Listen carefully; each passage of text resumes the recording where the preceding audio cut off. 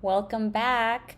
So now we're going to look at examples of freeze responses and what they look like in a person whose limbic system and survival responses may be a little out of order due to their system and body and mind being put under a lot of stress, aka chronic stress, or just one big stress event happened and now the brain and body think that they need to be in constant survival mode, right? So, some examples of freeze responses are feeling numb or disconnected from any feelings.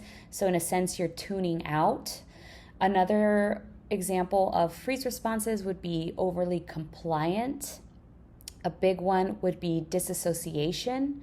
So, if you disassociate, you may feel disconnected from yourself and the world around you. For example, you may feel detached from your body or feel as though the world around you was almost unreal. And it's really important to remember that everybody's experience of disassociation is different, but disassociation really is the mind's way of coping with too much stress during having a traumatic event, right? An example would be if you are driving your car and you get to your destination and then you're like, I do not remember the last 5 minutes of driving. How the heck did I get here in one piece without getting into a car accident? That is a form of disassociation. We typically disassociate in normal day lives, as I just mentioned with the car example, but with people that have experienced severe trauma or their flight or their freeze response is really what's taking over, you're probably going to be disassociating, and it could lead to other disorders such as DID, dissociation identity disorder, which is a whole nother thing, so we won't get into that. Another thing of the freeze responses would be constricted emotional expression. So it's really hard for that person to show much feelings, right? That it's very, again, constricted. They can't be very, very happy. They can't show much scared. It's just very flat.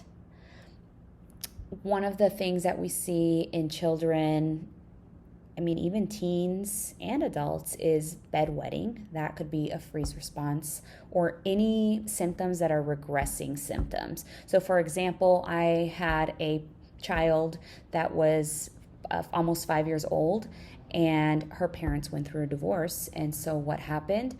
She started to regress, and so she needed to go back to diapers and have her binky at all times. Those were common symptoms. Another freeze response would be nightmares, night terrors, or avoiding things or feelings. And a big one that you'll see as well is when you ask your child or teenager a question and they say, I don't know. That is a freeze response as well. And then finally, another one would be struggling with concentration. So as you can see, it's pretty similar to the past two responses as well, in terms of, struggling with concentrating, some avoiding. They all kind of intertwine, right? But yeah, this list is pretty short, and there are various ways that a person could freeze one way or